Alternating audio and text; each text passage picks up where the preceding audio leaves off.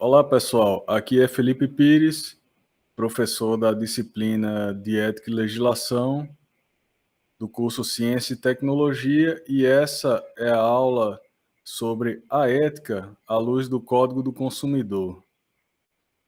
Muito bem, o chamado Código do Consumidor é essa lei aqui, número 8.078, de 11 de setembro de 1990.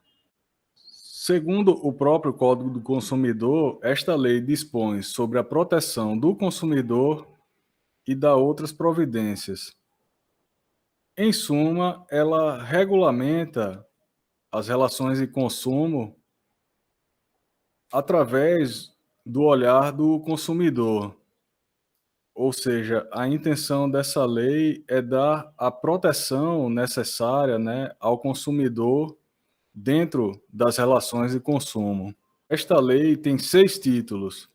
O título que nos interessa será o primeiro, que diz respeito às ações, né, entre fornecedores e consumidores, que é o que diz respeito ao campo da ética, né, que é o campo da ação humana. Então, o título que nos interessa é o primeiro, que se chama dos direitos do consumidor.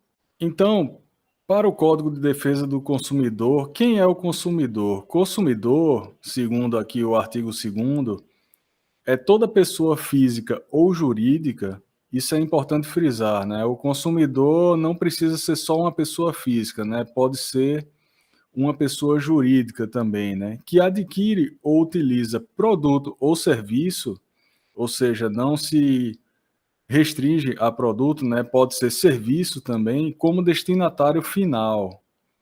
Então, veja só, pessoa física ou jurídica que adquire ou utiliza, né, um determinado produto ou serviço como destinatário final.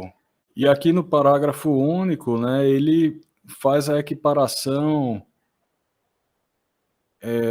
entre consumidor e coletividade de pessoas, né? Ou seja, a coletividade de pessoas, uma coletividade, ainda que essas pessoas sejam indetermináveis nessa coletividade, se equipara a consumidor também, a depender do caso, né? Desde que essa coletividade tenha intervido, né, nas relações de consumo. Bom, após ser definido quem é o consumidor, o artigo 3º entra definindo quem é o fornecedor. Então, você tem numa relação de consumo o fornecedor e o consumidor. O fornecedor, segundo a lei, seria toda pessoa física ou jurídica, pública ou privada, nacional ou estrangeira, bem como os entes despersonalizados, que desenvolve qual atividade, né? Produção, montagem, criação, construção, transformação, importação, exportação, distribuição ou comercialização de produtos ou prestação de serviços. Ou seja, no fim das contas, qualquer um, né, que desenvolva essas atividades, né, que no final vai resultar num produto ou num serviço. Então, nos 2 parágrafos, ele vai definir o que é produto e o que é serviço. Então, o produto, ele vai definir da seguinte forma: é qualquer bem, móvel ou imóvel, material ou imaterial. Ou seja, prestem atenção, né, que nem todo bem precisa ser material, né? Pode ser algo imaterial também. Ou serviço, né, que ele define como qualquer atividade aí que é fornecida no mercado, né, de consumo, mediante remuneração, ou seja, o sujeito, né, vai ser pago para prestar aquele serviço. Inclusive, serviços de natureza bancária, financeira, de crédito, securitária, salvo as relações aí decorrentes, né, do trabalho, né, ou seja, foge do Código Consumidor as relações trabalhistas, né? Ou seja, se você é um engenheiro e é contratado, né, para trabalhar numa empresa, digamos assim, você é funcionário dessa empresa, a sua relação com essa empresa não vai ser a relação de um prestador de serviço, mas vai ser uma relação de caráter trabalhista, e aí ela vai estar fora, né, do Código do Consumidor. O Código do Consumidor não regerá essa relação. Aí aqui no capítulo 2 ele vai falar da Política Nacional de Relações de Consumo,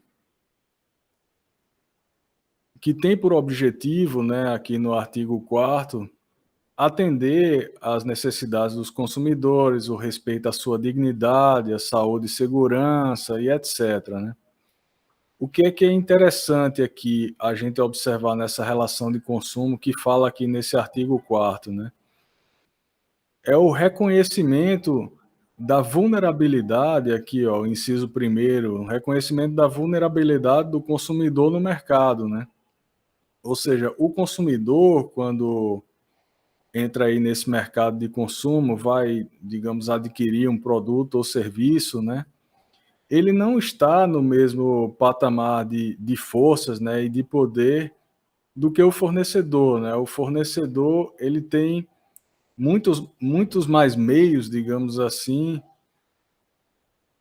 de lesar o consumidor, ou de fazer o consumidor agir dessa ou daquela maneira, né. Então, o Código de Defesa do Consumidor, ele leva isso em consideração, né. E a justiça, né, que cuida das relações de consumo, também tem que levar isso em consideração, que o consumidor, ele se encontra, né, em uma posição de vulnerabilidade em relação ao fornecedor. É como na relação trabalhista, o empregado, né, ele se encontra numa situação de vulnerabilidade em relação ao empregador. E aí no inciso 2º, você vê que vai haver uma ação governamental, né, no sentido de proteger esse consumidor. No inciso 3º, ele fala de uma harmonização dos interesses, né, dos participantes na relação de consumo, e também a compatibilização, né, da proteção desse consumidor com a necessidade do desenvolvimento econômico e tecnológico, né, do país. E aí você tem no inciso 4º a questão da educação, né, e informação, tanto dos fornecedores quanto dos consumidores em relação aos seus direitos e deveres. Você tem no inciso 5º, né, a criação, né, o incentivo, né, estatal aí, a criação por parte dos fornecedores, né, de meios eficientes de controlar a qualidade e segurança, né, dos produtos e serviços, ou seja, você tem um incentivo por parte do Estado, né, ou do governo, aos fornecedores para que eles mesmos, né, adotem aí um controle de qualidade, né, em relação aos seus produtos e serviços. E aí você tem no inciso 6 a repressão aos abusos, né, no inciso 7 já parte para os serviços públicos, a racionalização e melhoria, né, desses serviços. Você tem no inciso 8º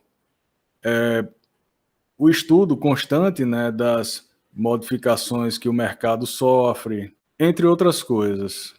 E aí no capítulo 3º, como eu disse anteriormente, né, nós não vamos ver todo o título 1, né, do Código de Defesa do Consumidor, mas algumas partes mais interessantes aí para o nosso tema de ética e legislação, né, da ética à luz do Código de Defesa do Consumidor. E aí você tem o artigo 6º, né, que é muito importante, que vai falar sobre os direitos básicos, né, desse consumidor. E aí você tem no inciso 1, né, a proteção da vida, saúde e segurança, né, contra os riscos provocados por práticas, né, no fornecimento de produtos e serviços considerados perigosos ou nocivos.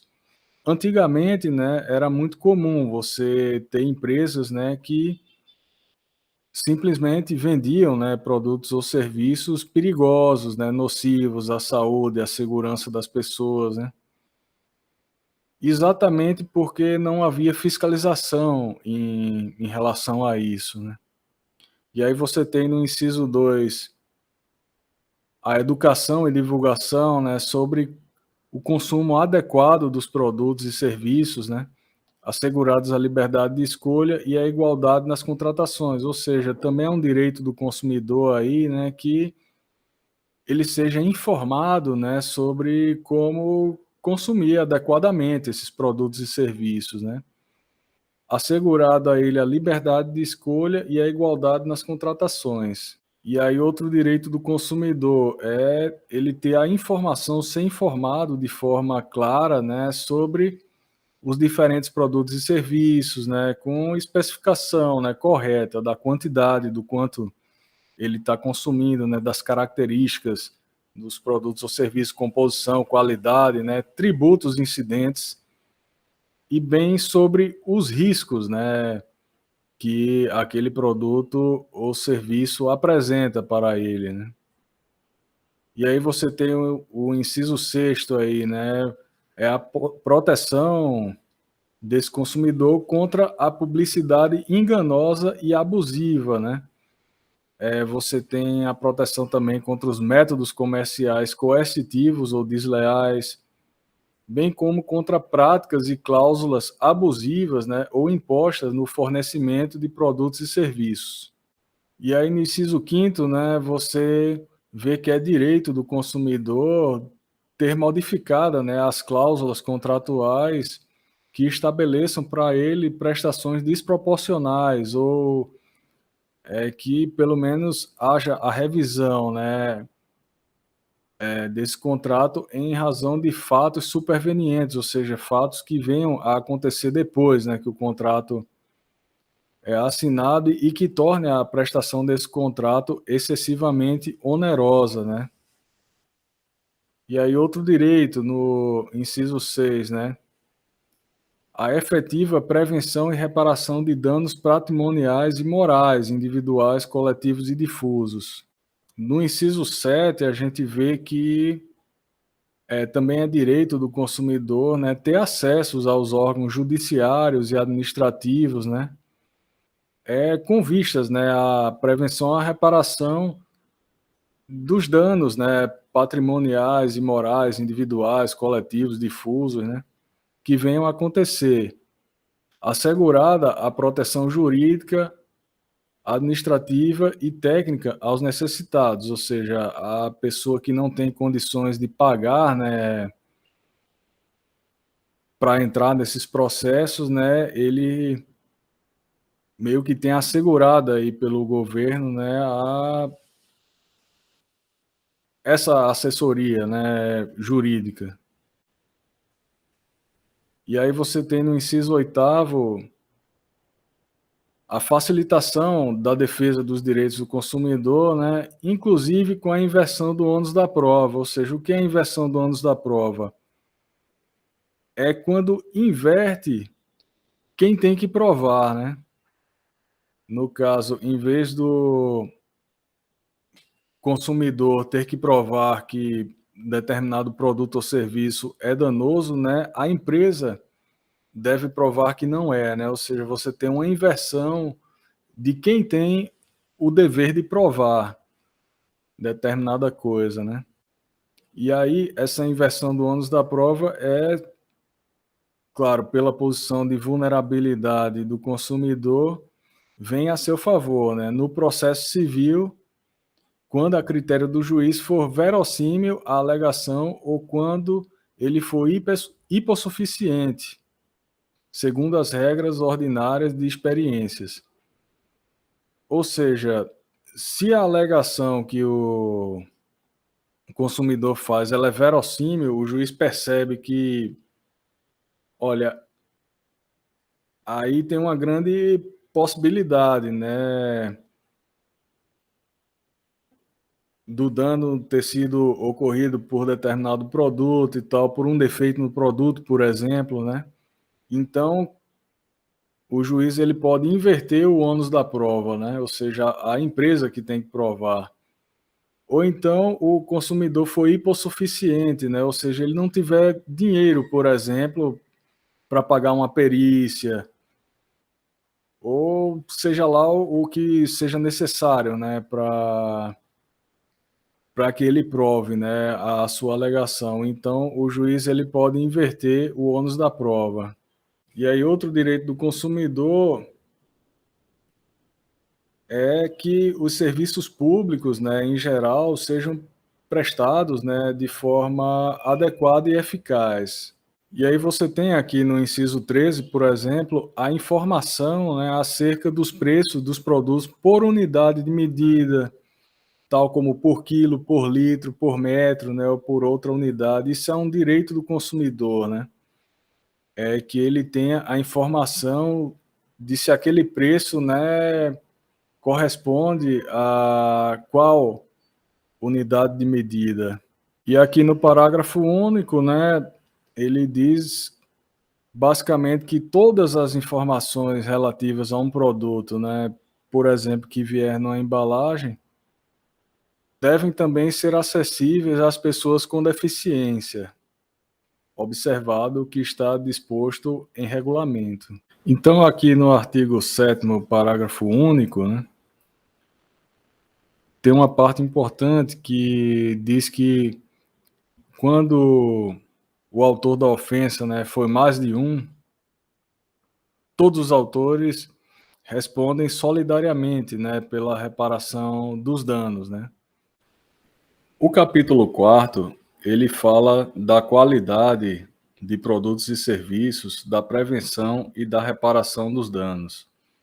Então, na seção 1, ele vai começar falando sobre a proteção, a saúde e a segurança do consumidor. No artigo 8º, ele começa falando: os produtos e serviços colocados no mercado de consumo não acarretarão riscos à saúde ou segurança dos consumidores, exceto os considerados normais e previsíveis em decorrência de sua natureza e fruição, obrigando-se os fornecedores, em qualquer hipótese, a dar as informações necessárias e adequadas a seu respeito. Veja, o que é que ele está dizendo? Ele está dando uma exceção a uma regra. Qual é a regra? É que os produtos e serviços, né, que são colocados no mercado pelos fornecedores, eles não vão acarretar riscos à saúde ou segurança dos consumidores. Mas a exceção são aqueles produtos, né, onde já é considerado normal ou previsível, né, que eles acarretem esses riscos. Então, o que é que vai acontecer, né? O fornecedor, ele vai ter, né, como obrigação, sob qualquer hipótese, das informações necessárias, né, e adequadas a respeito desse produto, ou seja, no caso, a respeito desses riscos, né? No parágrafo primeiro, ele vai falar dos produtos industriais. Se o produto for industrializado, vai caber ao fabricante, né, prestar essas informações aonde, né, nos impressos, né, que geralmente vem na embalagem dos produtos. O parágrafo segundo afirma que o fornecedor ele deve higienizar os equipamentos e utensílios, né, utilizados no fornecimento de produtos ou serviços ou colocados à disposição do consumidor. E quando houver um risco de contaminação, que já no caso, né, é uma exceção que fica, né, naquela exceção em que se é esperado, né, que haja esse risco, o fornecedor ele tem que informar sobre esse risco, né, de maneira ostensiva e adequada, né? Ou seja, ele deve informar de forma bastante clara, né, sobre esses riscos de contaminação. E aí no artigo 9º, ele já vai mais diretamente aos produtos, né, que são potencialmente nocivos ou perigosos à saúde ou à segurança dos fornecedores, né. Então, o que é que acontece? O fornecedor, ele tem que informar, né, sobre essa nocividade ou sobre esse perigo, né, de maneira ostensiva e adequada, né, ou seja, ele deve deixar claro para o consumidor que aquele produto, né, contém um risco e qual é o risco, né. E no caso, outras medidas, né, que sejam cabíveis em cada caso, né. E aí, no caso, o artigo 10º afirma o seguinte, né, o fornecedor não poderá colocar no mercado de consumo produto ou serviço que sabe ou deveria saber apresentar alto grau de nocividade ou periculosidade à saúde ou segurança, né. No caso, antes de colocar no mercado de consumo, o fornecedor ele sabe que aquele produto, né, apresenta esse alto grau, né, de nocividade ou periculosidade à saúde ou segurança. Reparem que ele não está falando, né, digamos assim, naquele perigo já esperado, né, de um determinado produto ou naquele risco controlado, né? Ele está falando de um alto grau de, né, de nocividade ou periculosidade. Então, o fornecedor que já sabe de antemão que o produto possui esse risco, né, ele não pode colocar no mercado de consumo. E aí, o que acontece quando, na verdade, esse produtor, né, esse fornecedor, ele não sabe que o produto dele, né, tem uma periculosidade, né, uma nocividade, digamos assim. Ele não sabe dos perigos do produto e ele termina colocando no mercado, né. Então o parágrafo primeiro vai dizer o seguinte, né, assim que ele tiver o conhecimento, né, desse perigo, ele deve comunicar imediatamente o fato, né, às autoridades competentes, ou seja, ele vai comunicar a sua descoberta, né, às autoridades competentes e aos consumidores, mediante anúncios publicitários, ou seja, o fornecedor descobre, né, que aquele produto dele que já está no mercado, mas ele não sabia que era perigoso, ele descobre essa periculosidade, então como é que ele age? Ele deve avisar as autoridades competentes e fazer um anúncio publicitário, né, alertando os consumidores. Um exemplo que me vem à mente, né, é sobre, por exemplo, um automóvel cujo cinto de segurança não funciona como deveria, né. Então a indústria automotiva, né, no caso, descobre depois que o automóvel já foi vendido, né, para muita gente. E aí ele faz isso, né, avisa as autoridades e faz uma ampla campanha publicitária, né, avisando os consumidores daquele fato, né, e propondo, né, a troca da peça, né, dizendo que os consumidores devem ir numa concessionária, né, fazer numa autorizada, fazer a troca da peça e por aí vai, né. E aí, no caso, quem é que vai pagar por esses anúncios, né? O próprio fornecedor, ou seja, aqui no parágrafo 2º ele fala, né? Os anúncios publicitários a que se refere o parágrafo anterior serão vinculados na imprensa, rádio e televisão, ou seja, ele tem que divulgar não só no jornal, né, mas tem que ser na imprensa, ou seja, na imprensa escrita, né? Pelo rádio e pela televisão, ou seja, tem que haver uma ampla divulgação mesmo em todos os meios possíveis, né. As expensas, ou seja, quem é que vai pagar? É o fornecedor do produto ou serviço. E aí onde que entra o poder público na história, né? Aqui no parágrafo terceiro ele fala: sempre que tiverem conhecimento de periculosidade de produto ou serviços, a saúde ou segurança dos consumidores, a União, os estados, o Distrito Federal e os municípios deverão informá-los a respeito, né? Então você vê que aqui você tem uma competência concorrente entre União, Estados, Distrito Federal e municípios. Não cabe somente a um deles fazer esse alerta, né? Dar esta informação, mas qualquer um que souber, né, da periculosidade de algum produto ou serviço deve emitir o alerta, né, aos consumidores.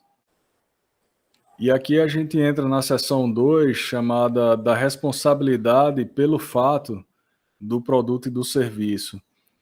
Ou seja, se esse produto ou serviço causa danos a alguém, de quem é a responsabilidade, né? E aí nós entramos no artigo 12, que fala o seguinte, né, cuja redação é a seguinte: o fabricante, o produtor, o construtor, nacional ou estrangeiro, e o importador respondem, independentemente da existência de culpa, pela reparação dos danos causados aos consumidores por defeitos decorrentes de projeto, fabricação, construção, montagem, fórmulas, manipulação, apresentação ou acondicionamento de seus produtos, bem como por informações insuficientes ou inadequadas sobre sua utilização e riscos. Então, veja só, o que é que ele está falando aqui? Tem várias partes, né? A primeira parte é quem responde,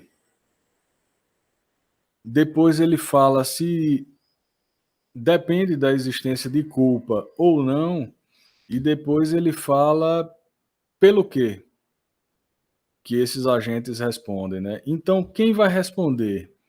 O fabricante, o produtor, o construtor, seja ele nacional ou estrangeiro. Você imagina uma construtora de fora ou empresa que faça uma obra de fora, né? Ele responde mesmo que seja de outro país.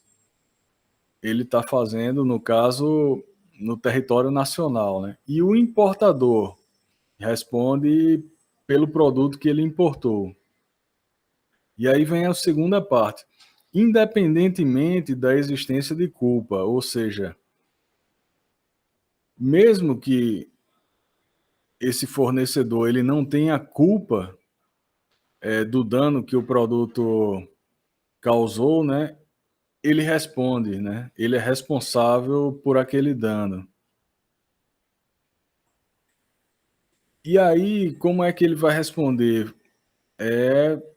Fazendo a reparação dos danos, né? Causados aos consumidores, ou seja, ele responde reparando os danos. Geralmente, essa reparação vai ser determinada pela justiça, né? Vai haver um processo judicial que vai determinar qual é a reparação que esse fornecedor, né, deve prestar para o consumidor. E aí ele vai reparar por quê? Por defeitos decorrentes, ou seja, o produto tem um determinado defeito decorrente de projeto, fabricação, construção, montagem, fórmulas, manipulação, apresentação ou acondicionamento de seus produtos, né? E também por informações insuficientes ou inadequadas sobre sua utilização e riscos. Digamos assim, o fornecedor ele não informou, né, suficientemente o consumidor sobre como ele deve utilizar esse produto, né?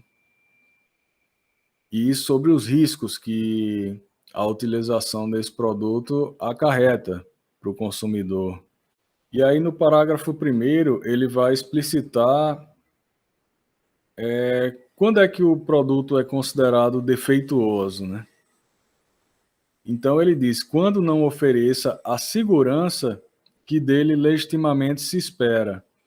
Ou seja, quando você utiliza um produto, você espera que ele tenha uma devida segurança, né? Uma segurança já digamos assim, prevista, né? Quando esse produto não tem essa segurança, né, ele já é considerado defeituoso. E aí levando-se em consideração as circunstâncias relevantes, entre as quais, então ele enumera aqui nos incisos, né, quais são as circunstâncias relevantes. Aí ele diz a sua apresentação, o uso e os riscos que razoavelmente dele se esperam, e a época em que foi colocado em situação. Então, no caso, para se julgar um defeito de um produto, você tem que levar em consideração essas três circunstâncias. E aí, no parágrafo segundo, ele faz uma ressalva, diz que o produto ele não é considerado defeituoso pelo fato de outro de melhor qualidade ter sido colocado no mercado. Então, imagine um exemplo, né? No passado, você tinha um tipo de automóvel com menos, digamos assim, acessórios de segurança e menos tecnologia de segurança. O fato de, posteriormente, a indústria, né, através até da própria evolução da tecnologia, né, trazer automóveis com mais acessórios de segurança ou com mais tecnologia que envolva a segurança, não significa que aqueles automóveis do passado, que já foram colocados no mercado no passado, eles são defeituosos. E aí, no caso do defeito, o fabricante, o construtor, o produtor ou o importador, por exemplo, só não será responsabilizado quando ele provar uma dessas coisas. Artigo 3º, que não colocou o produto no mercado, ou seja, não foi ele que colocou, né? Não foi ele que, digamos assim, tem a responsabilidade, né? Que embora ele haja colocado o produto no mercado, não há defeito, ou seja, o defeito que era alegado, ele não existe, ou se a culpa for exclusivamente do consumidor ou de terceiro, né? Então, as grandes indústrias, nos processos, né, que correm na justiça sobre produtos defeituosos, via de regra, tenta colocar a culpa exclusivamente no consumidor ou em terceiro, né? Isso é algo muito comum. Os advogados das grandes indústrias, né, vão tentar provar que a culpa foi totalmente do consumidor. Se a culpa não for totalmente do consumidor, a empresa tiver nem que seja um mínimo de culpa, ela tem responsabilidade, né, pelo dano. E aí você tem aqui no artigo 13 um detalhe muito interessante, né? É porque geralmente quando, por exemplo, você tem um produto, né, ou serviço mesmo, né, o que é que acontece?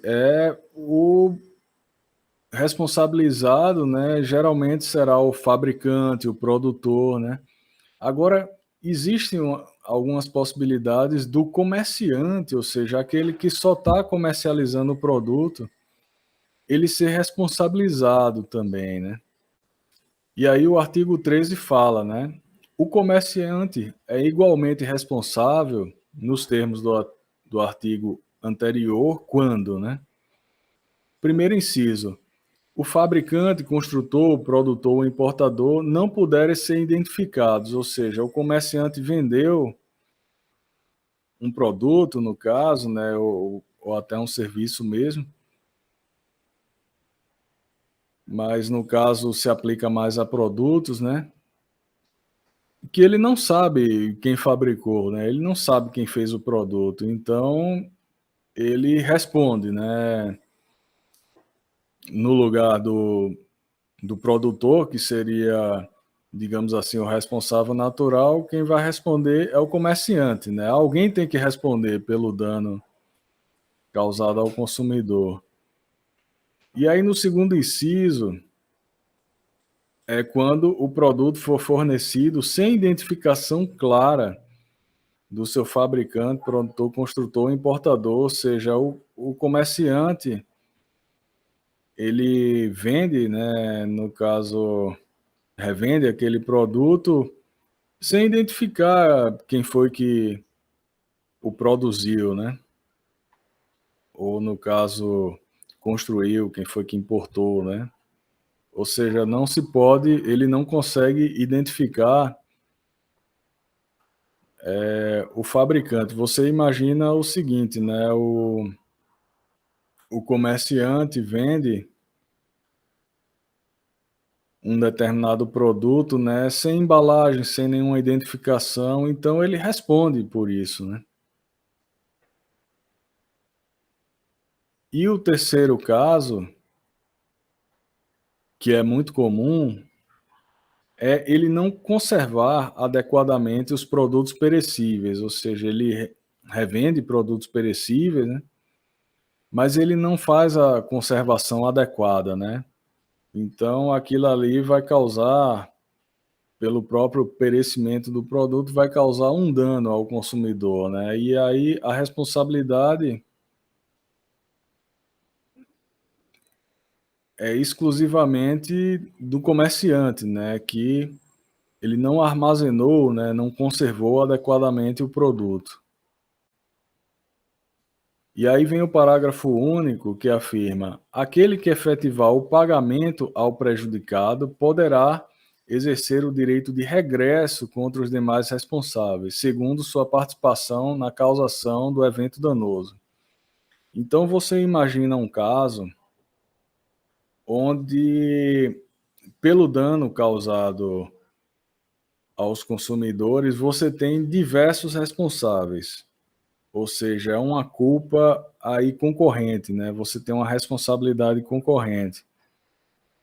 E aí você imagina que um desses responsáveis, ele pagou toda a indenização para os consumidores, né? A indenização dos consumidores. Então, ele tem direito de regresso. O que significa esse direito de regresso? Ele pode acionar a justiça buscando, né, dos outros responsáveis a parte que lhe cabe, né?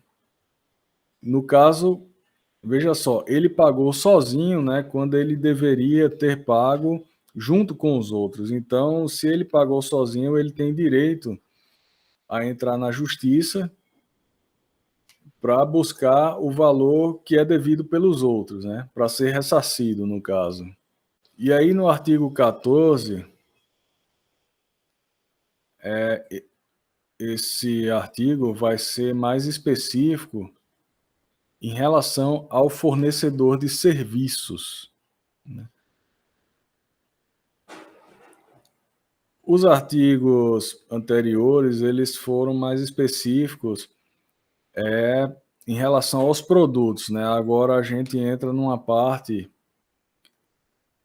mais em relação aos serviços. Então, veja só, o fornecedor de serviço, ele responde, independentemente da existência de culpa, pela reparação dos danos causados aos consumidores por defeitos relativos à prestação dos serviços, bem como por informações insuficientes ou inadequadas sobre sua fruição e riscos. Veja só, por isso que ali nos outros artigos, né, nos artigos anteriores, eu já falei meio como juntando, né, produtos ou serviços, porque você vê que a redação aqui ela é muito semelhante, né? O fornecedor ele vai responder, né, da mesma forma que os produtores, pela reparação dos danos, independentemente se ele tem culpa, né, por defeitos, em que? Na prestação dos serviços ou por informações que são insuficientes ou inadequadas sobre a forma de utilização, né, desses serviços e os riscos. E aí você vê como ele vem repetindo de modo bastante semelhante o que já foi dito antes, né? Só meio que trocando produto por serviço. Parágrafo 1º. O serviço é defeituoso quando não fornece a segurança que o consumidor dele pode esperar. Ou seja, eu vou fazer um serviço, eu vou construir um muro, né, para isolar a casa de alguém. E aí o muro é tão mal feito que o que se espera é que o muro fique em pé e o muro cai, né? Então aquele muro é defeituoso. E aí, levando-se em consideração as circunstâncias relevantes, entre as quais aí ele vai citar as circunstâncias relevantes e vai dizer o modo do seu fornecimento, o resultado e os riscos que razoavelmente dele se esperam e a época em que foi fornecido, né? Ou seja, o muro cai, mas eu, digamos, prestei esse serviço, construí esse muro há 80 anos atrás, né? Então, assim, já é esperado, né? Na época que o muro foi feito, ele não tinha defeito, né? Mas é esperado que com o passar do tempo, aqueles materiais, eles vão perdendo, né, a sua resistência.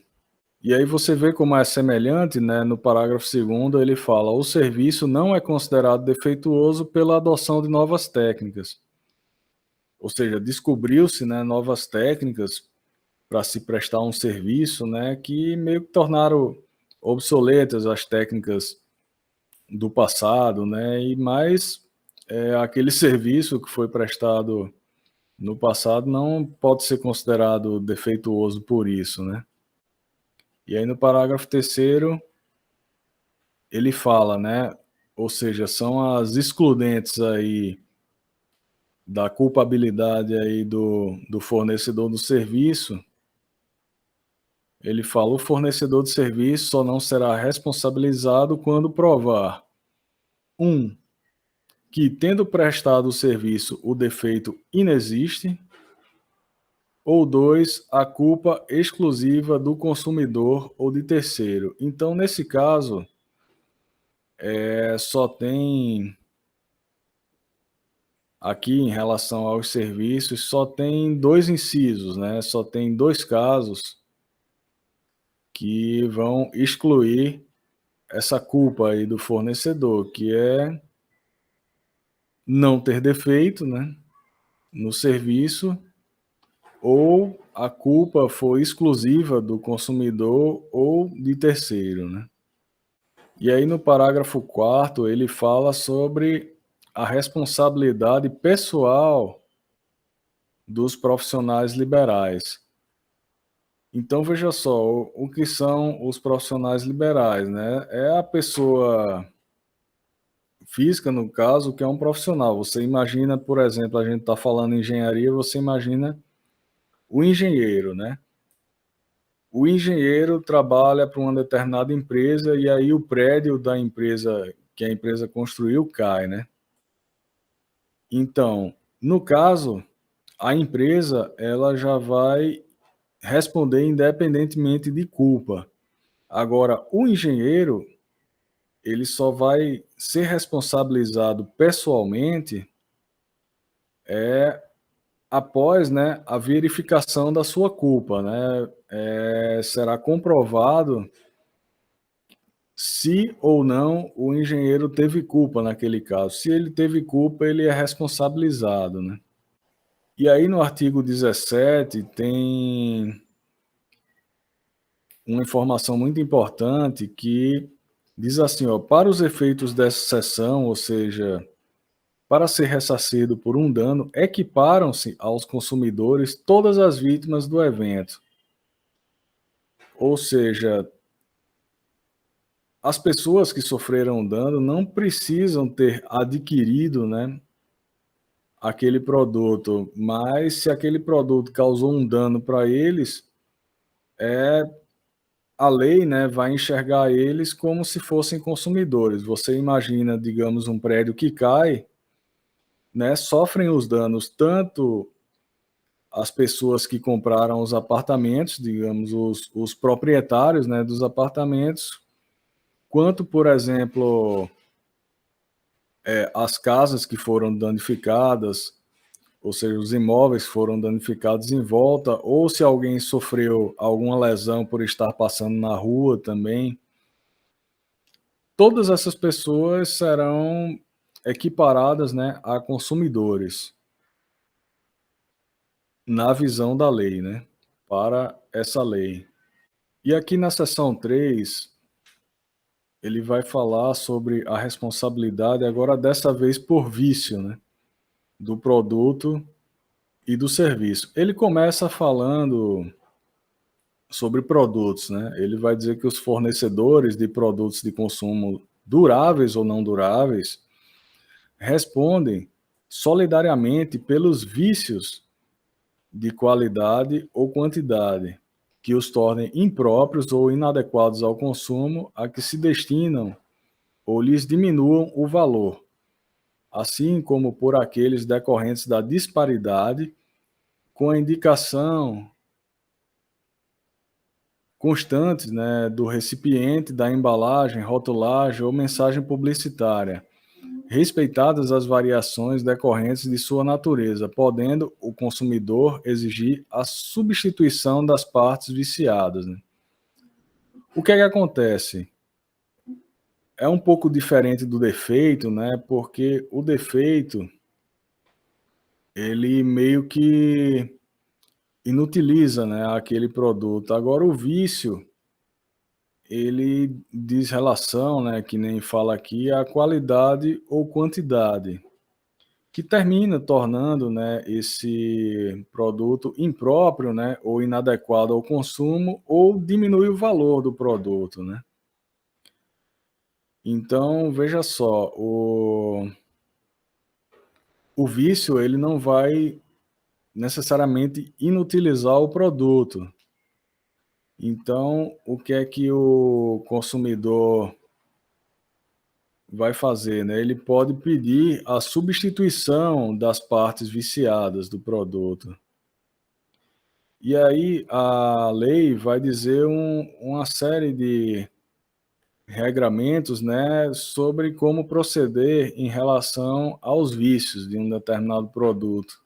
Então, aqui no parágrafo primeiro, ele começa dizendo, né, que não sendo o vício sanado no prazo máximo de 30 dias, pode o consumidor exigir alternativamente e a sua escolha, ou seja,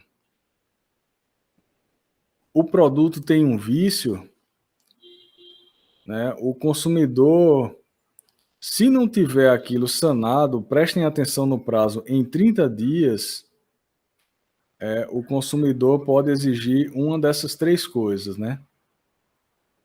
De forma alternativa, né? E a sua escolha, o consumidor que escolhe, né, o que é que ele vai querer. No caso, a substituição do produto por outro da mesma espécie, em perfeitas condições de uso.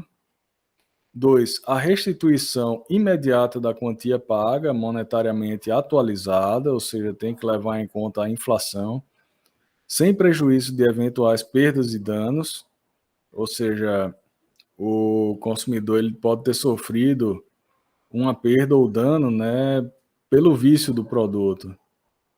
Ou o abatimento proporcional do preço, né? No caso em que se diminuir o valor material do produto. Então é isso, veja, o consumidor, vamos imaginar um produto, ele compra uma geladeira, digamos assim, e essa geladeira ela vem com um vício, né? Ela vem faltando uma parte, ela vem com uma peça quebrada, digamos, vamos imaginar que a luz interna da geladeira, ela veio faltando. E aí o fabricante, né, ele tem a obrigação de sanar esse vício no prazo máximo de 30 dias. Aí o que é que ele pode fazer, né? O fabricante ele vai colocar, por exemplo, no caso, essa luz na geladeira, né, do consumidor e vai deixar o produto sem vício, né? Ou seja, como ele deveria ser. Mas se o fabricante não faz isso em 30 dias, aí o consumidor pode pedir a substituição por uma outra geladeira, ou seja, a, o produto ele tem que ser da mesma espécie, né, e em perfeitas condições de uso. No caso de uma geladeira nova, é a substituição por outra, né? Só que dessa vez com a luz interna. A restituição imediata da quantia paga, ou seja, pode pedir o dinheiro de volta, ou então um abatimento proporcional no preço, né? Ou seja, para que o consumidor ele possa pagar, digamos assim, o valor daquela lâmpada, né, no caso. E aí no parágrafo 2º você pode perceber o seguinte: você tem um prazo, né, estabelecido de 30 dias para que esse vício seja sanado. Mas aí as partes, né, no caso, o produtor, o fornecedor, né, no caso, e o consumidor, eles podem entrar num acordo, né? Esse acordo, ele pode tanto reduzir quanto ampliar esse prazo, né? Agora tem um limite na redução ou ampliação desse prazo. Não pode ser inferior a 7 dias e nem superior a 180 dias. Digamos assim, eu comprei a geladeira faltando a lâmpada, e aí o fornecedor diz: olha, eu posso te entregar, né, a resolução do caso, não em 30 dias, mas digamos em 35, né? Se eu concordar com isso, nós podemos entrar em acordo. Agora, se ele disser o seguinte: olha, só entrega a você daqui a um ano, aí tá errado. Por quê? Porque o máximo são 180 dias, né? No caso, o consumidor, mesmo que ele aceitasse, né, esperar um ano, isso aí não é possível, né? E aí ele continua aqui o parágrafo, né, com outra informação. Nos contratos de adesão, o que são os contratos de adesão? São aqueles que o consumidor ou aceita tudo ou rejeita, né? Ele não pode interferir no contrato. Já vem ou compra com aquele contrato, né? Ou não. Então, a cláusula de prazo deverá ser convencionada em separado, por meio de manifestação expressa do consumidor, ou seja, o contrato ele já vem todo certinho, né? Todo, assim, o consumidor ele não pode alterar o contrato, mas essa cláusula, né, do prazo, no caso em que o vício deve ser sanado, ela deve ser convencionada em separado. Digamos assim, o consumidor ele deve dar sua manifestação expressa, né, do aceite daquela cláusula. E aí no parágrafo 3º, ele vai falar de alguns casos onde o consumidor ele não vai precisar esperar por esse prazo, né? E vai poder resolver o seu problema de imediato. Então, veja só, quais são os casos, né? O primeiro, em razão da extensão do vício, a substituição das partes viciadas puder comprometer a qualidade ou características do produto, ou seja, o vício é muito grande, é tão grande que pode comprometer a qualidade ou característica do produto pode diminuir o valor do produto ou se tratar de produto essencial. Então, nesses casos, o consumidor pode pedir a substituição do produto, né, a restituição da quantia ou abatimento proporcional imediatamente, né? Mas aí o que acontece se o consumidor, no caso, né, o meu exemplo da geladeira, a geladeira veio tão quebrada, né, e é considerado também, pode ser considerado um produto essencial, né, ela veio tão quebrada que o consumidor ele teve direito, digamos assim, ao uso imediato das alternativas do parágrafo primeiro.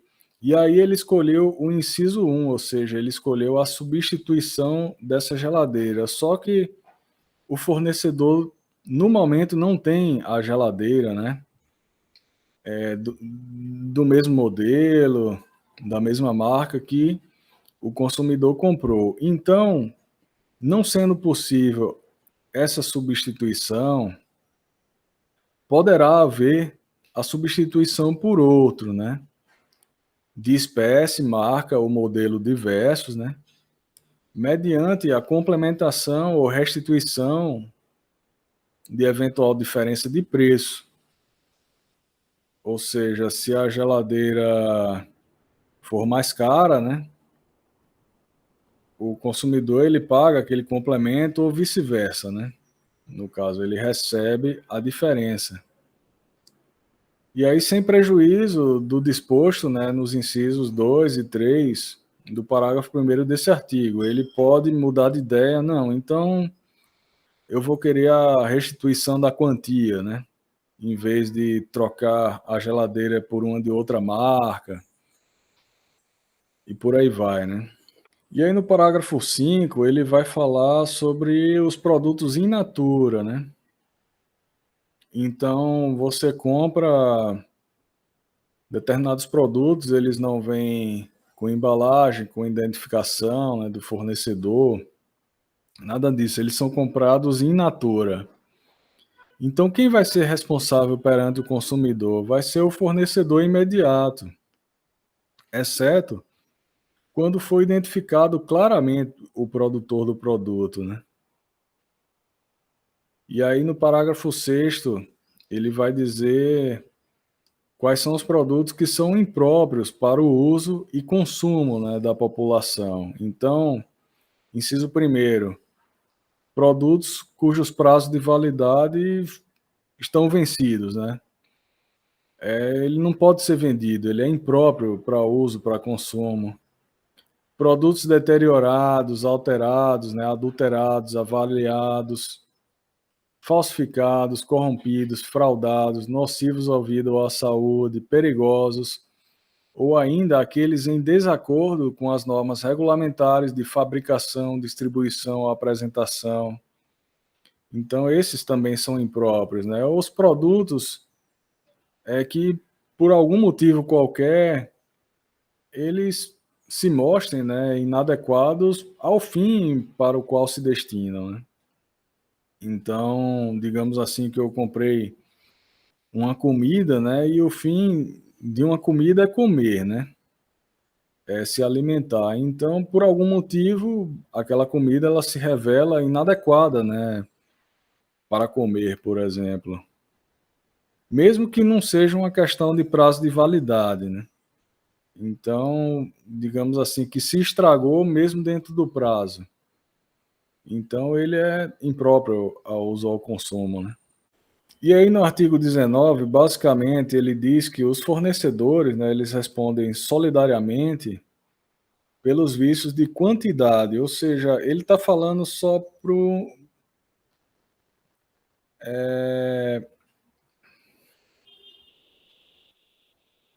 ele está falando só no caso em que o vício seja a quantidade do produto, né. Ou seja, quando é que eles respondem solidariamente? Quando o conteúdo líquido, né, do produto foi inferior às indicações constantes do recipiente, ou seja, veio menos produto do que a embalagem afirma. ou seja, pode ser, no caso, o recipiente, a embalagem, a rotulagem, né, ou até a mensagem publicitária, né, a propaganda. E aí, o consumidor, nesse caso, né, ou seja, você comprou um pacote de salgadinho, veio menos do que a embalagem indica, né? O que é que você pode fazer, né? Então você vai escolher entre essas opções: ou o abatimento proporcional do preço, a complementação do peso ou medida, a substituição do produto por outro da mesma espécie, marca ou modelo, sem os aludidos vícios, a restituição imediata da quantia paga, monetariamente atualizada, sem prejuízo de eventuais perdas e danos. Isso é o consumidor que escolhe, tá? E aí ele diz que vai aplicar-se a esse artigo o disposto no parágrafo 4º anterior, do artigo anterior. E aí o parágrafo 4º, né, eu voltei aqui, é aquele que diz que não sendo possível a substituição, né, daquele bem e etc, né? Isso aí a gente já viu anteriormente. E aí tem outro caso em relação ao fornecedor imediato, né, desses produtos in natura, que ele vai ser responsável, né, quando fizer a pesagem ou a medição e o instrumento utilizado para isso, né, não tiver aferido segundo os padrões oficiais. É o caso que a gente via muito ou vê, né, de, por exemplo, balança adulterada, né? Então, se a balança está adulterada, né, quem responde, no caso, é o dono da balança, né, o fornecedor imediato.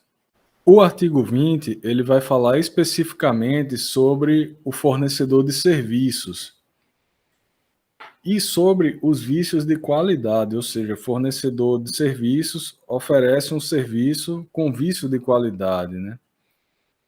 Então, funciona do mesmo jeito. O consumidor, ele vai fazer uma alternativa. O que é que ele vai escolher? A reexecução dos serviços sem custo adicional e quando cabível, ou seja, o fornecedor ele vai executar de novo, né, o serviço por sua própria, por seu próprio custo, né, no caso. A restituição imediata da quantia paga, ou seja, o dinheiro de volta, né, atualizado, né, levando em consideração perdas e danos, etc. Ou o abatimento proporcional do preço, né? Então vai haver essa escolha. Parágrafo 1º. A reexecução dos serviços, caso o consumidor escolha, poderá ser confiada a terceiros devidamente capacitados por conta e risco do fornecedor. Ou seja, o fornecedor, ele, em vez dele mesmo reexecutar o serviço, ele manda outra pessoa, né? Pode fazer isso. Parágrafo 2º.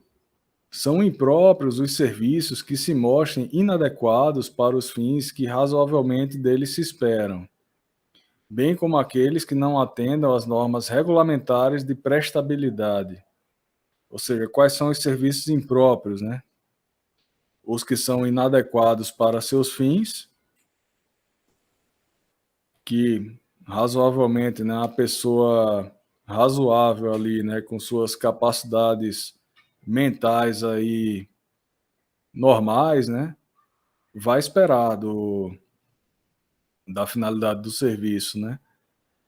E quando ele não atende às normas regulamentares. E aí, no artigo 21, diz o seguinte, ó, no fornecimento de serviços que tenham por objetivo a reparação de qualquer produto, considerar-se-á implícita a obrigação do fornecedor de empregar componentes de reposição originais, adequados e novos, ou que mantenham as especificações técnicas do fabricante, Quanto a esses últimos, autorização em contrário do consumidor. E aí ele entra na parte relativa aos serviços, né, que são prestados pelos órgãos públicos.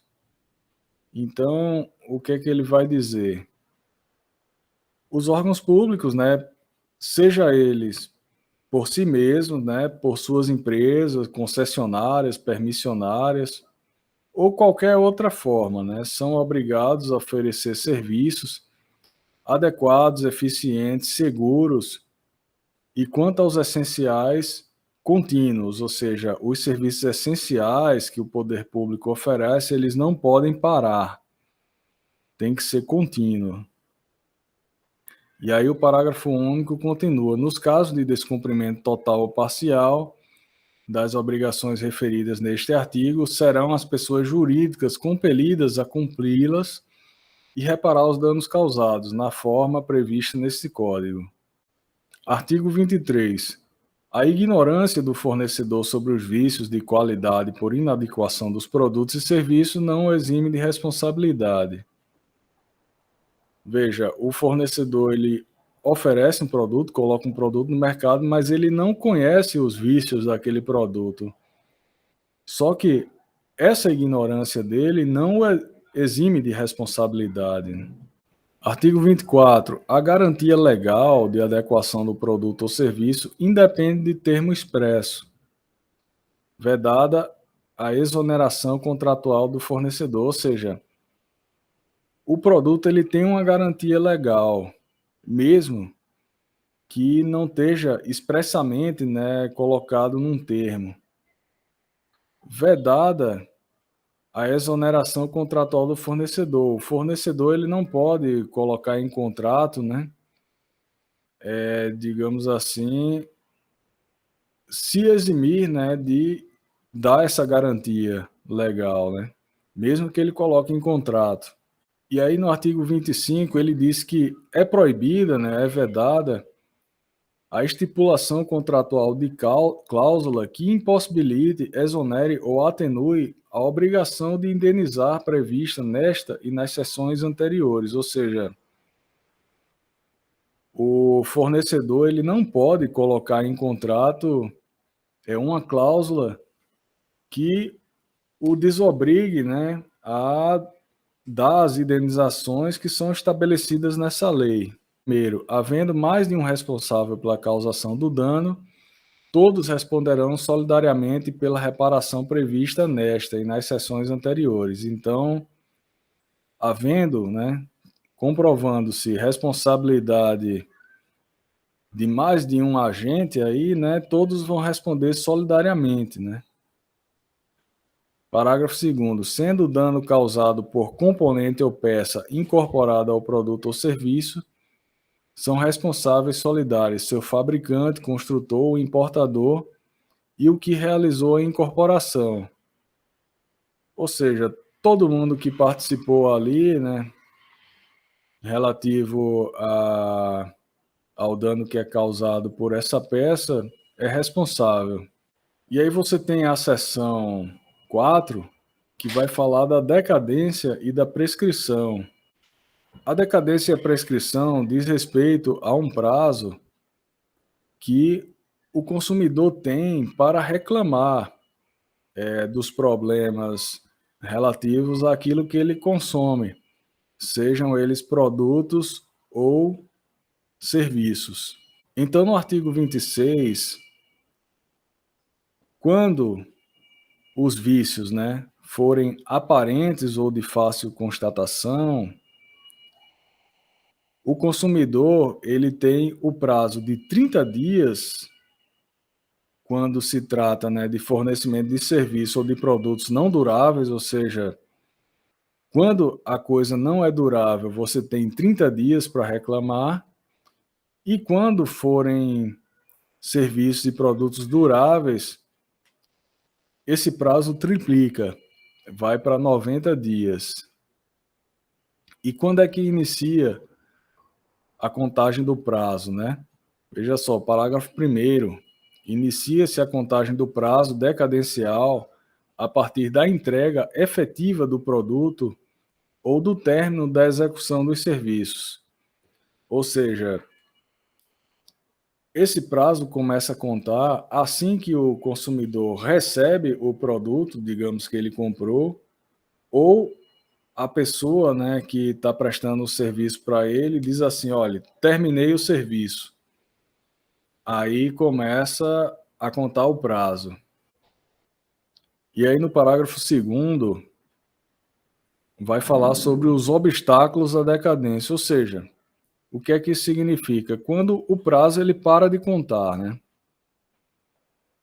Primeiro, a reclamação comprovadamente formulada pelo consumidor perante o fornecedor de produtos e serviços, até a resposta negativa correspondente, que deve ser transmitida de forma inequívoca.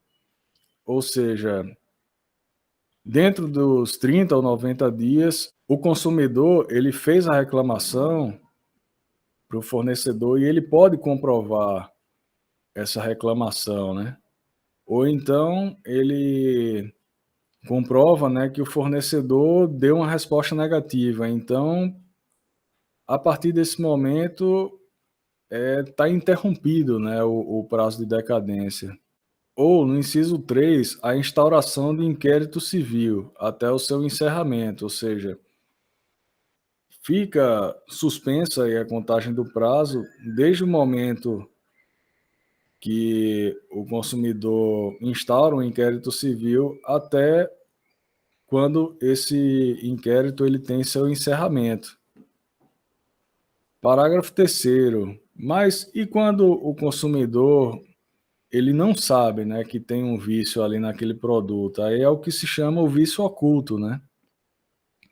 Então, nesse caso, o prazo decadencial vai se iniciar no momento em que fica evidenciado o defeito, né? Então, no momento que surge o defeito, o consumidor se dá conta desse defeito, aí começa a contar o prazo.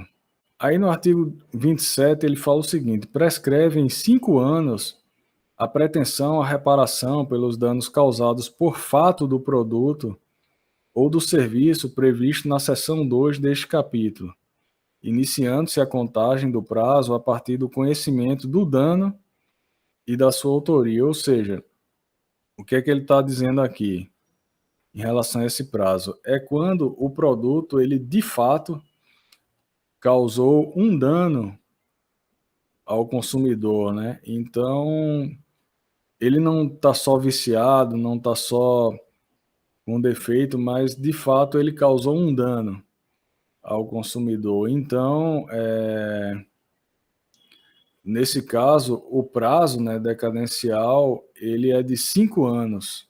E aí nós entramos num capítulo muito importante para o nosso tema da ética, que é o capítulo 5, que fala sobre as práticas comerciais. Então, veja só, ele começa na seção primeira, né, falando das disposições gerais, e as disposições gerais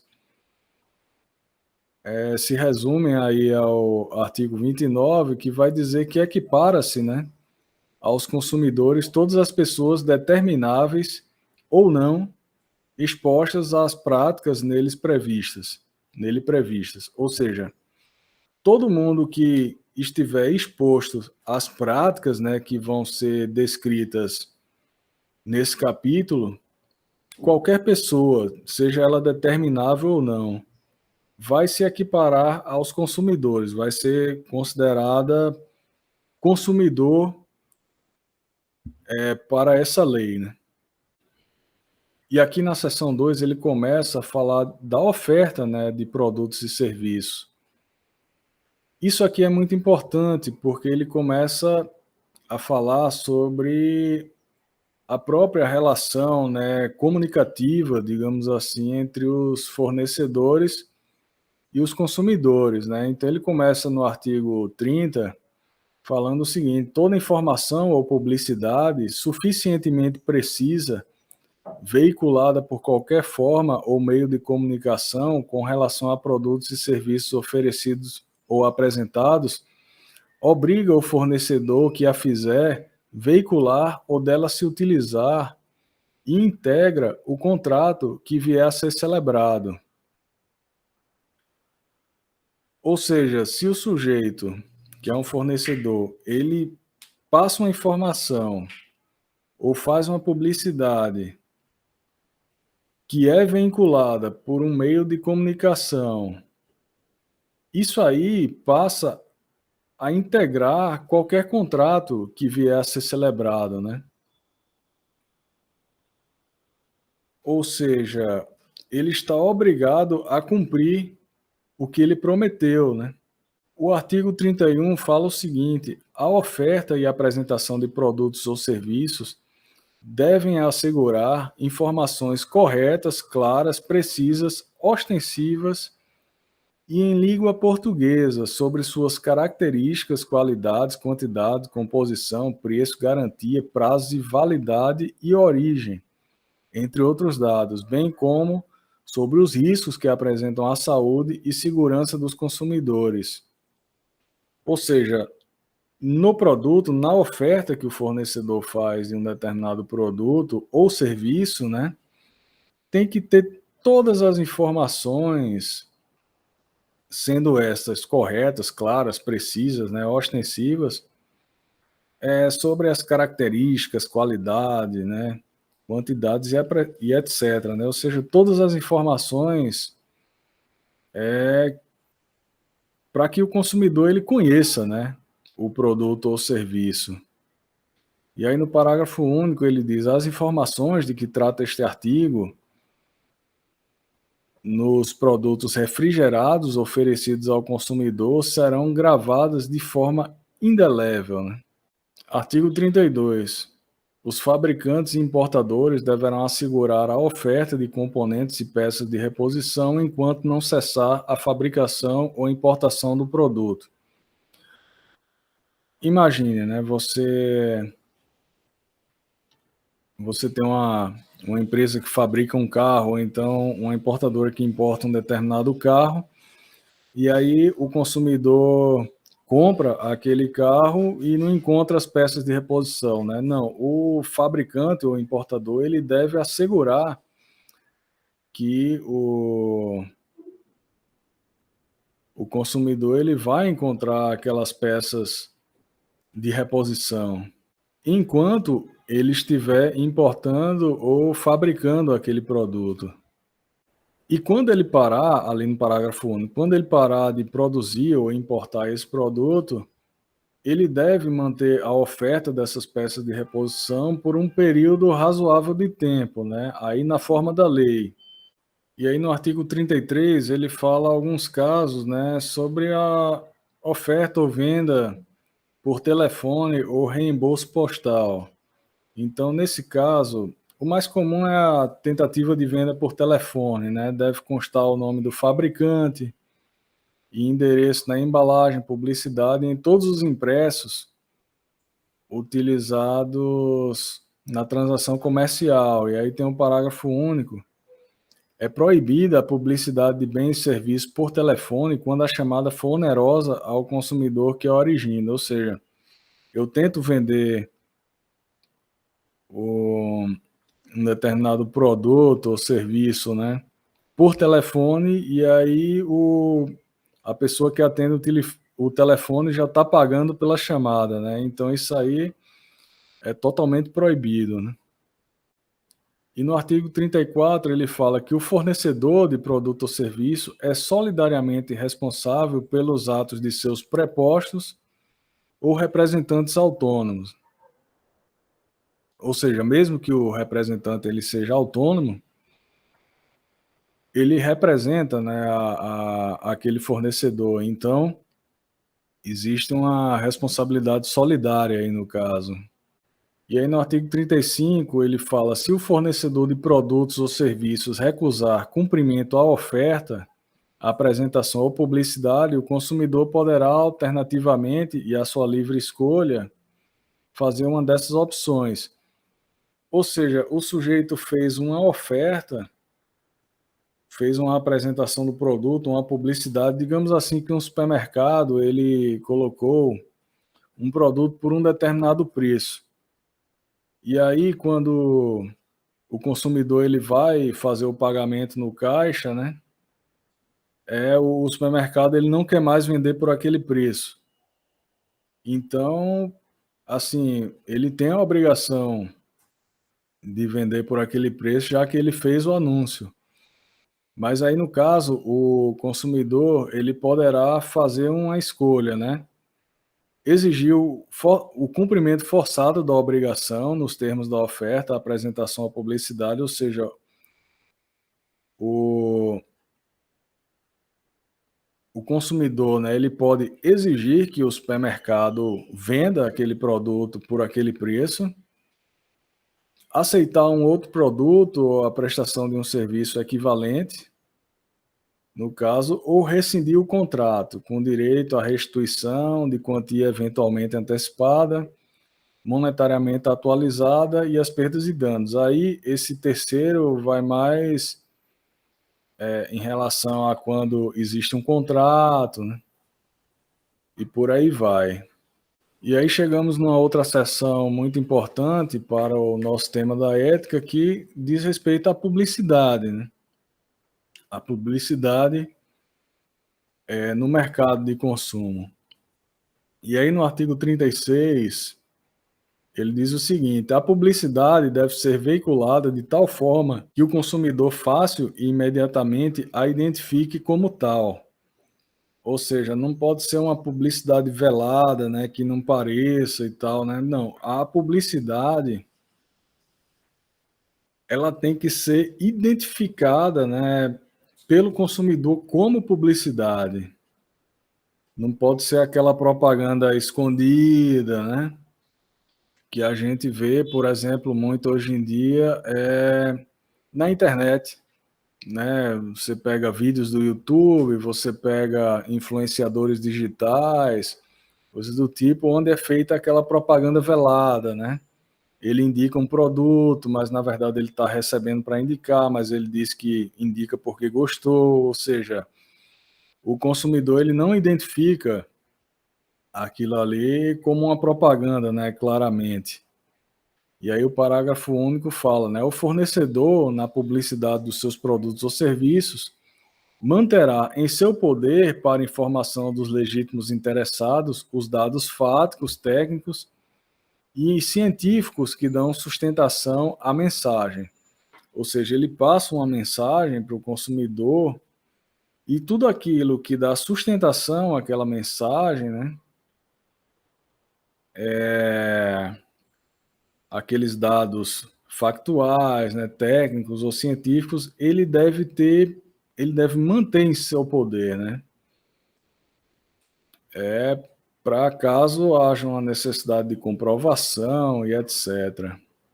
E aí no artigo 37, né, vem a proibição de qualquer publicidade enganosa ou abusiva.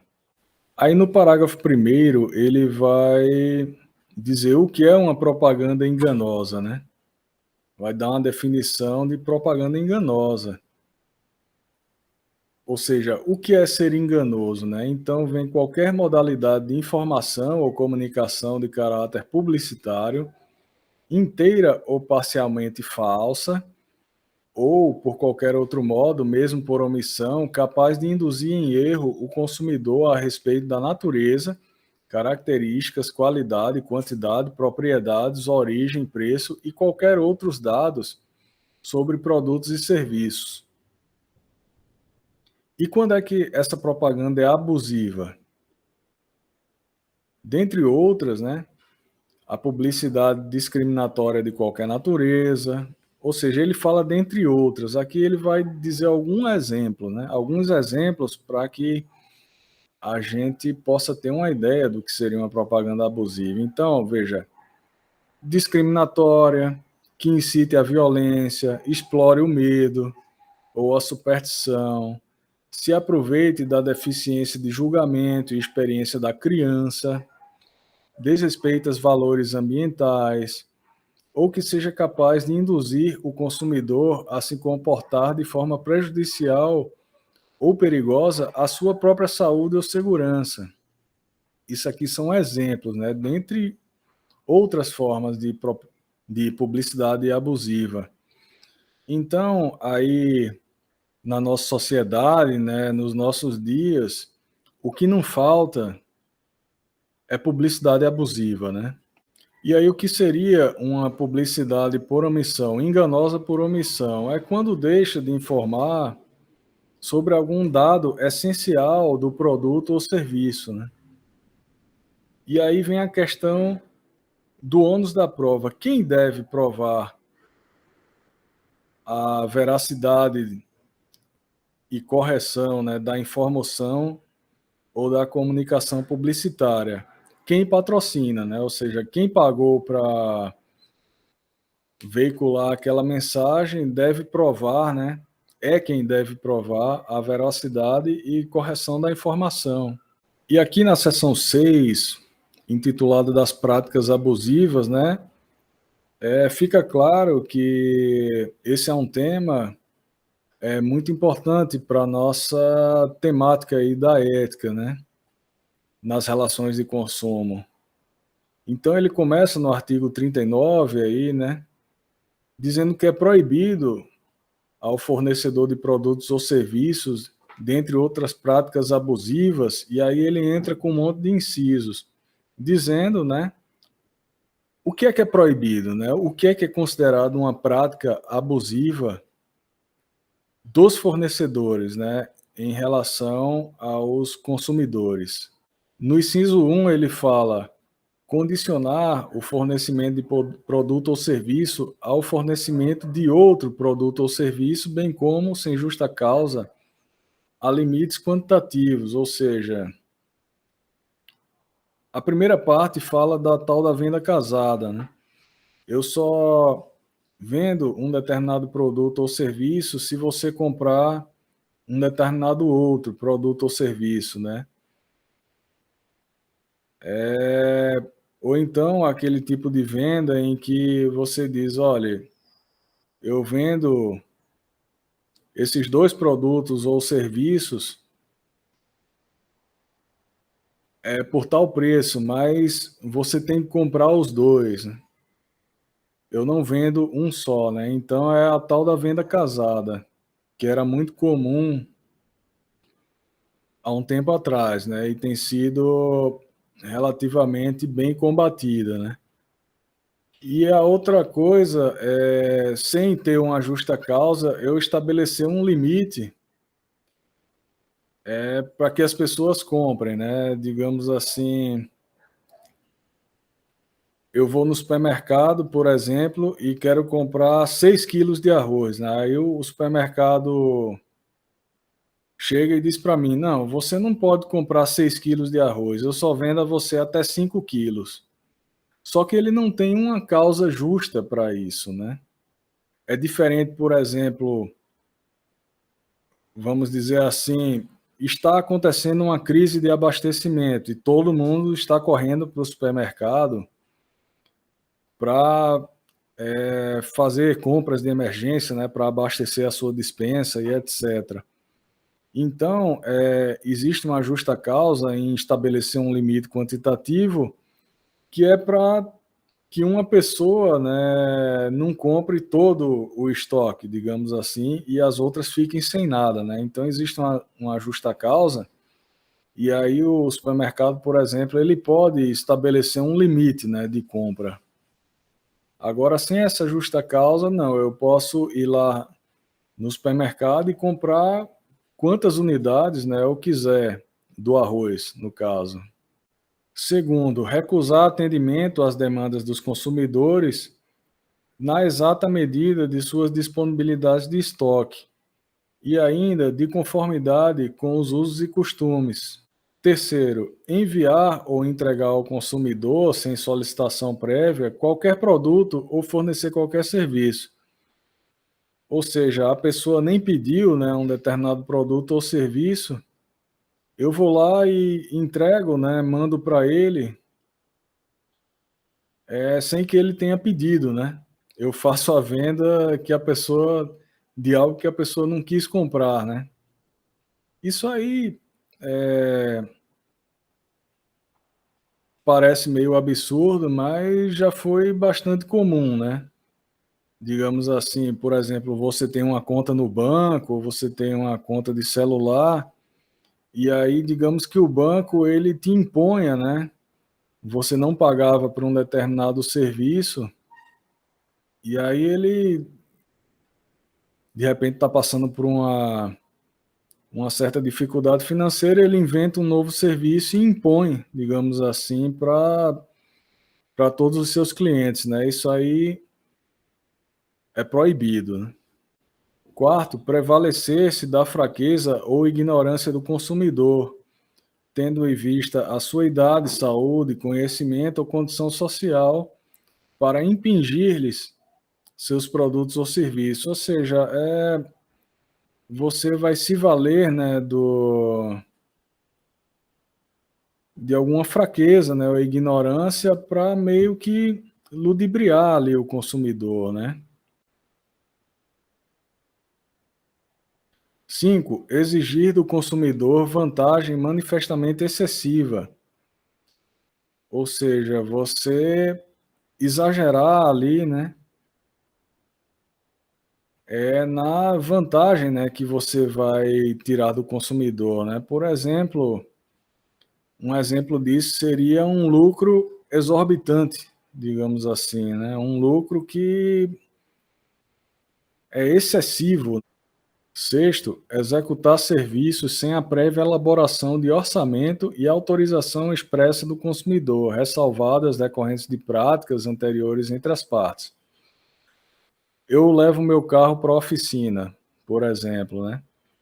E aí, o que é que o mecânico ele tem que me oferecer? Ele tem que fazer um orçamento do defeito do meu carro e pedir a minha autorização para fazer o serviço, né? Ele não pode simplesmente já, por exemplo, trocar a peça sem a minha autorização. Aí eu fico obrigado a pagar, né? Isso não pode. Ressalvado, né? Ou seja, salvo, se isso aí é uma prática assim comum entre eu e o mecânico, por exemplo, né? Eu sempre digo para ele, olha, troque aí o que for necessário e depois me diga qual é o preço, né? Ou seja, se eu faço isso em práticas anteriores, é normal que ele vai entender que essa é a prática corrente e acordada entre nós.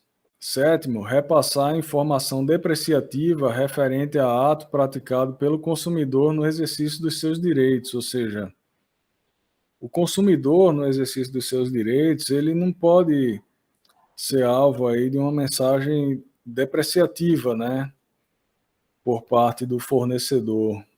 Oitavo, colocar no mercado de consumo qualquer produto ou serviço em desacordo com as normas expedidas pelos órgãos oficiais competentes ou se normas específicas não existirem pela Associação Brasileira de Normas Técnicas, a ABNT, ou outra entidade credenciada pelo Conselho Nacional de Metrologia, Normalização e Qualidade Industrial, CONMETRO. Ou seja, o produto ele tem, ou serviço, né, ele tem que estar de acordo com as normas expedidas pelos órgãos oficiais, né? 9. Recusar a venda de bens ou a prestação de serviços diretamente a quem se disponha a adquiri-los mediante pronto pagamento, ressalvados os casos de intermediação regulados em leis especiais. Ou seja, o sujeito ele está vendendo ali, vamos dizer, uma fruta, né?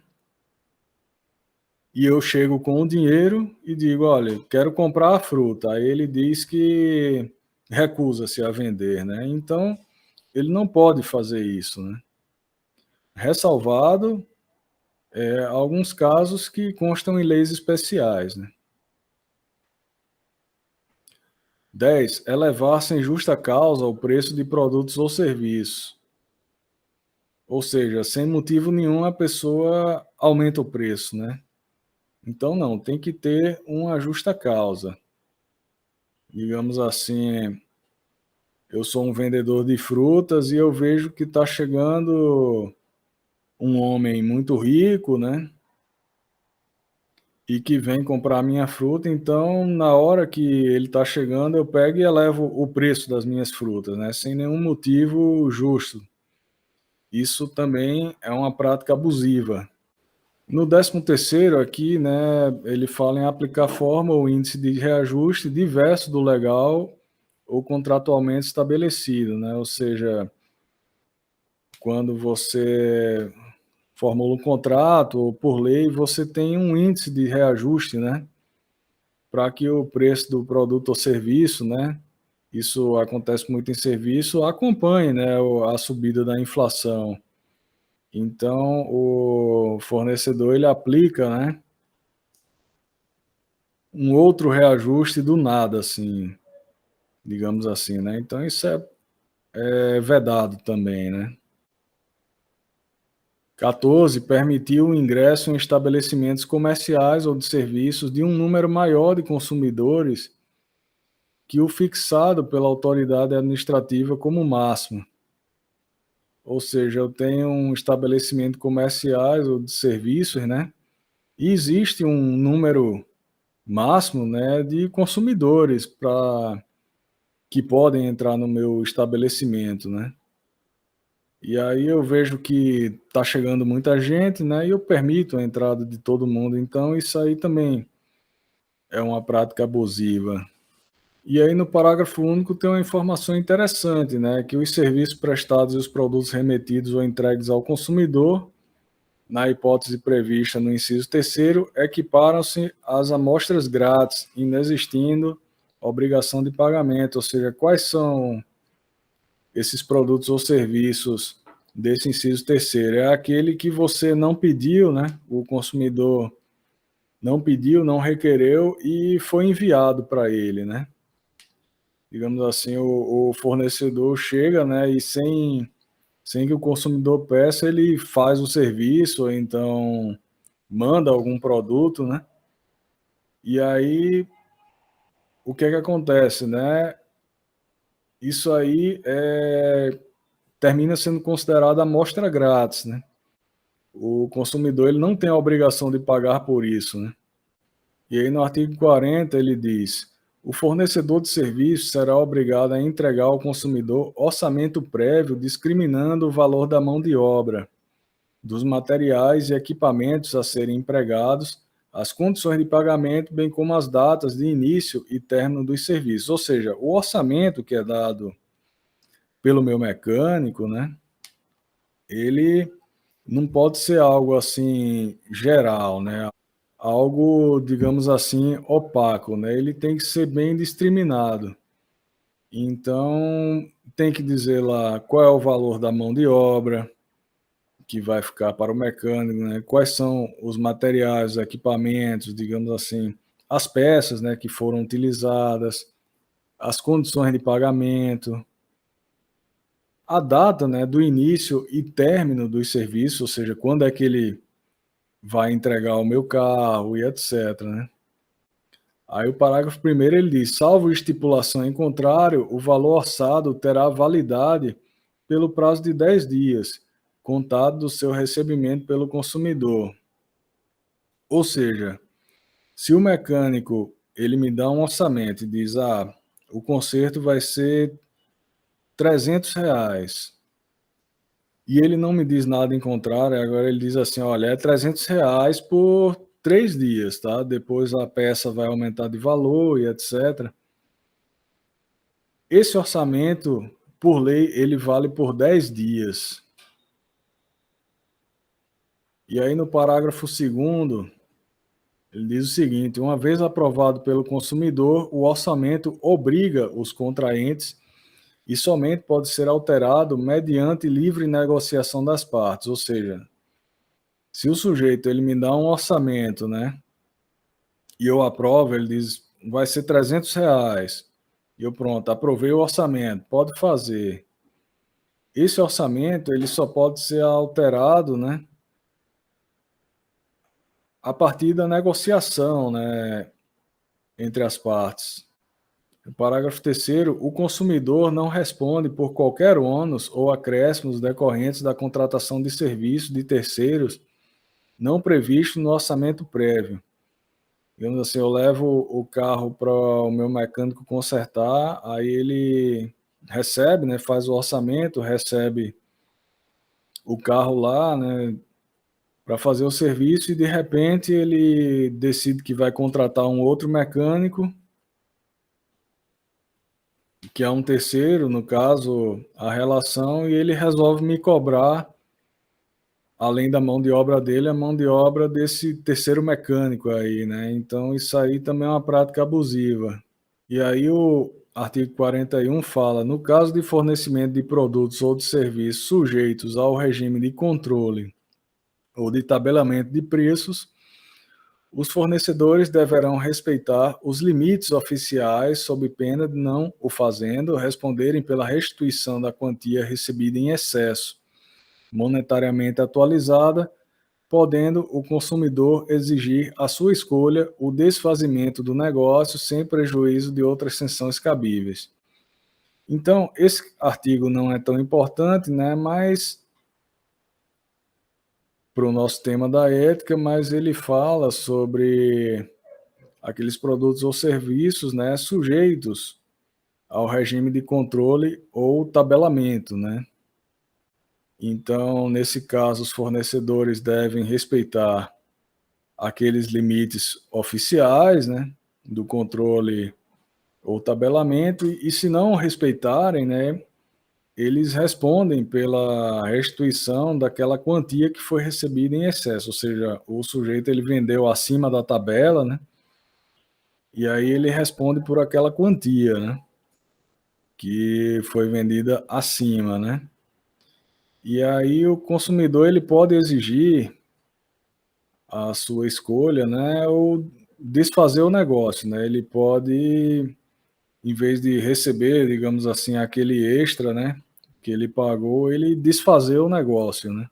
Bom, pessoal, então eu acredito que essa foi a parte mais importante, né, do Código de Defesa do Consumidor, a Lei 8.078, a parte mais importante para o nosso tema da ética, né. Então é isso, vocês que no futuro, né, pretendem se formar em engenharia, né, provavelmente vão trabalhar com muitas coisas relacionadas a esse código, né. E o conhecimento do código e a forma de agir eticamente, né, de acordo com esse código, são muito importantes na vida profissional de vocês. Então é isso, né, eu espero que vocês acompanhem essa aula, né, estudem bastante aí sobre o Código de Defesa do Consumidor e obrigado e até a próxima.